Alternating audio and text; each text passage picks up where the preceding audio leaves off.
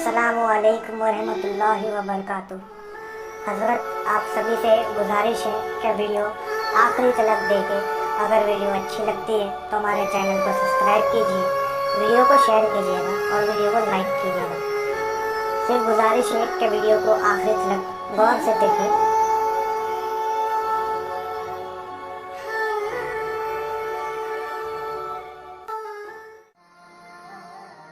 जब भी किसी ने दस्तगीरी के लिए पुकारा, मदद के लिए पुकारा, आप उसकी दस्तगीरी फरमाते रहे, उसकी मदद करते रहे। हजरत सैयदना मोहम्मद अल हिंदी अल मुत्तकी रदी अल्लाह ताला अन्हु, ये गौसे पाक के खलीफा हैं, फरमाते हम एक मर्तबा कश्ती का सफर कर रहे थे। हिंदुस्तानी कुछ जायरीन गौसे पाक के पास आए थे मुलाकात के लिए। जब वो वापस जा रहे थे तो कश्ती में बैठे, भंवर समंदर ऐसा कि तूफानी हवाएं आने लगी, भंवर में फंस गई, कश्ती में थोड़ी सी दरारें आ गई, कश्ती फट गई, पानी कश्ती में अंदर आने लगा।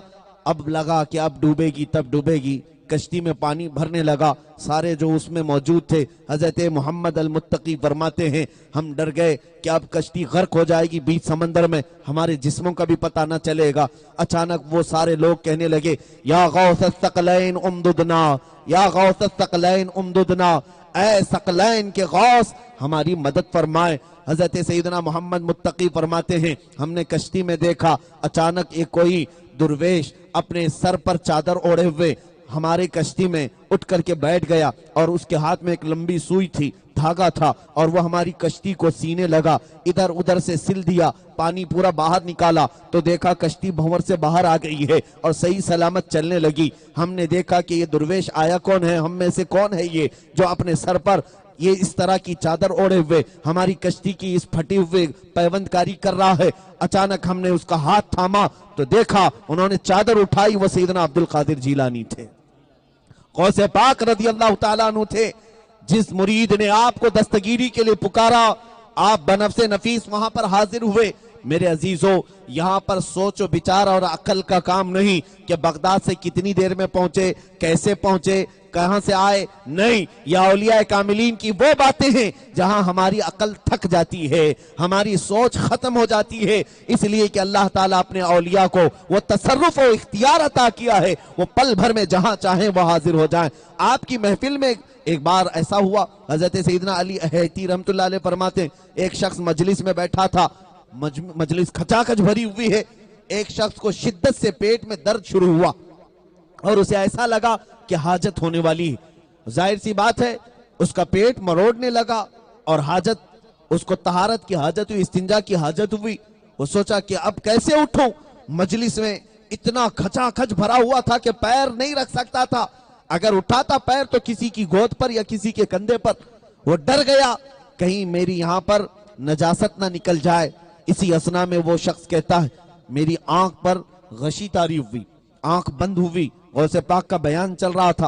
वो क्या देखता है, अचानक वो उस मजलिस से निकला है और एक जंगल में, बगदाद के करीब एक जंगल में वो हाजिर है। उसने देखा एक नहर बह रही है और वो उस नहर के किनारे अपनी हाजत से फारिग हो गया, अपनी हाजत से इस्तिंजा से फारिग हो गया और वो अपने कपड़े उतार कर एक दरख्त पर लटकाया था, उसपे चाबियों का छल्ला भी था और कुछ जरूरी सामान भी दरख्त पर उठा करके उसने लटका कर रखा था।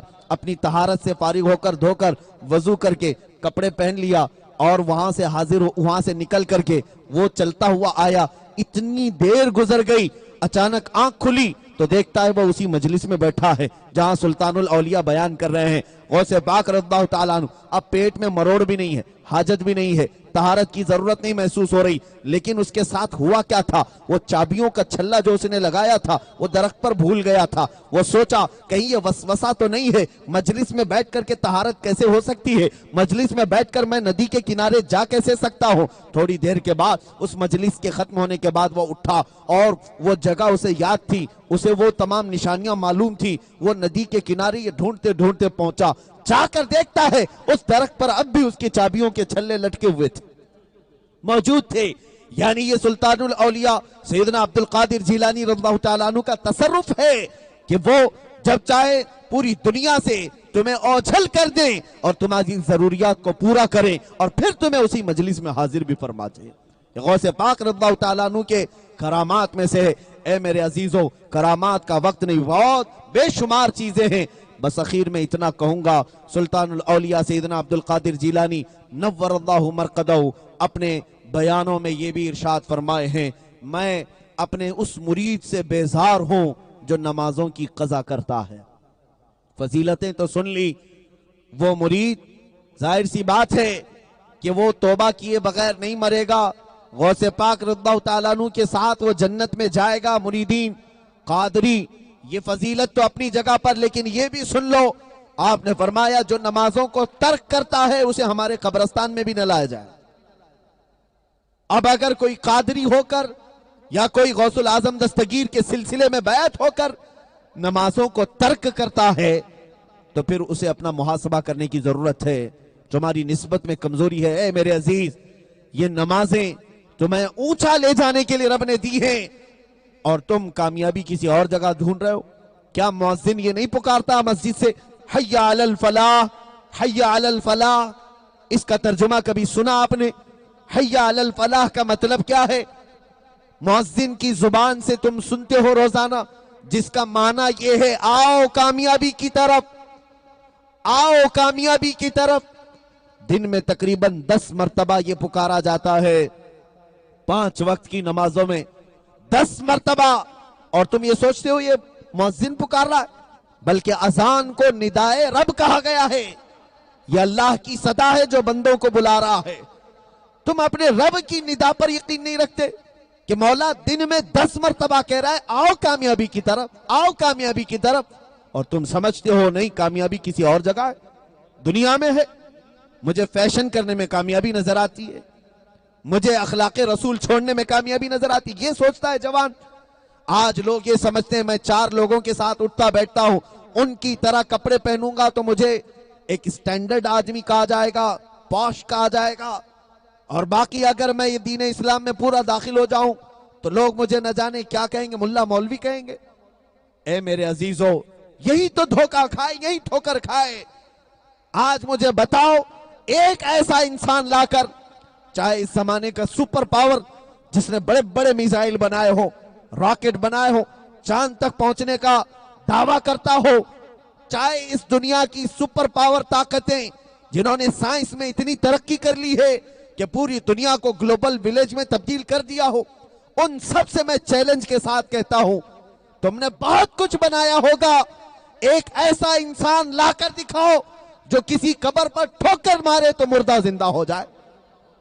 ہاں ہم بتاتے ہیں یہ کسی سائنسی لیبارٹری میں نہیں پیدا ہوتا، ایسا کوئی انسان پیدا ہوتا ہے تو گنبد خضرا کی چھاؤں میں پیدا ہوتا ہے، وہ رسول اللہ کے کردار میں پیدا ہوتا ہے۔ میرے عزیزو، لاؤ ایسا کوئی انسان جو کسی آگ میں چلا جائے کسی بچے کو لے کر اور گھنٹوں نہیں پورا دن گزارے، آگ اسے نہ چھوئے۔ کیا ایسا کوئی فائر پروف آج تک انسان بنایا ہے دنیا نے؟ فائر پروف کوئی ایسا انسان بنایا ہے؟ کوئی ہیلمٹ نہیں تیار کر پائے، کہاں انسان بنائیں گے؟ آگ سے بچنے کے بہت سارے ہیلے بہانے بنائے تو گئے، پھر بھی بلڈنگوں میں آگ لگتی ہے، بچتا کوئی نہیں۔ سب بنا کے دیکھا، بہت ترقی کر لی، لیکن آگ سے بچ نہیں پائے۔ اجمیر معلیٰ چلو، سلطان الہند کے دربار میں ایک جگہ سے گزر رہے ہیں، ایک آگ کی پوجا کرنے والا پجاری بیٹھا ہے۔ غریب نواز نے اس سے کہا ذرا اس آگ میں جس کی تو برسوں سے عبادت کر رہا ہاتھ ڈال دے، تیرا خدا ہے نا؟ اس نے کہا میں کیسے ڈال دوں گا، وہ جلا دے گی۔ کہا پھر کس کام کا خدا جو تجھے ہی جلاتا ہے، تجھے ہی جلا دیتی ہے؟ کہا یہ تو تم بڑی بڑی باتیں کر رہے ہو، یہ آگ کی فطرت ہے، وہ تجھے بھی جلاتی ہے مجھے بھی جلاتی ہے۔ کہا نا، غلط بول رہے ہو، تجھے جلا سکتی ہے مجھے نہیں جلائے گی۔ اس پجاری سے آپ نے کہا تو اس نے کہا یہ باتیں چھوڑنا بند کرو، یہ آگ کی فطرت ہے۔ اس پجاری کے پاس ایک چھوٹا سا بچہ تھا گود میں، غوث سیدنا غریب نواز رضی اللہ تعالیٰ عنہ کو اس نے چیلنج کیا تو تم بھی اپنا تھوڑا ہاتھ ڈال کر کے دکھا دو اگر تم اپنی بات میں سچے ہو۔ سرکار غریب نواز نے ہاتھ نہیں ڈالا، اس کی گود سے پورا بچہ لیا اور اس آگ میں چلے گئے۔ صبح کا وقت ہے، بڑی بھڑکیلی آگ تھی، اندر گئے، پوشیدہ ہو گئے، چھپ گئے، وہ گھبرا گیا، بچہ بھی گیا، یہ درویش بھی چلا گیا ہے۔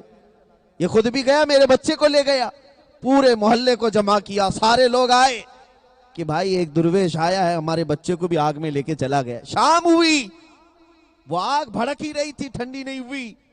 تھوڑی دیر کے بعد سلطان الہند سیدنا معین الدین حسن چشتی اپنے جبے کو جھاڑتے ہوئے صحیح سلامت باہر آئے اور اس کے بچے کو اس کے گود میں دے دیا. کہا لے, واپس تو لے لے.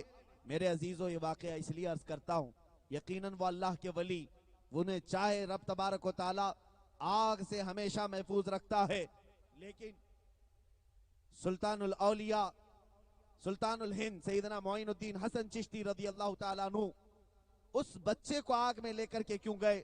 یہاں صرف یہ نسبت بتانا چاہتا ہوں. یقیناً غریب نواز رضی اللہ تعالیٰ عنہ اللہ کے ولی ہیں, لیکن آپ نے یہ بتایا اللہ کے ولی کا ہاتھ جسے لگے اسے بھی آگ نہیں جلاتی, چاہے وہ کسی کا بھی بچہ ہو.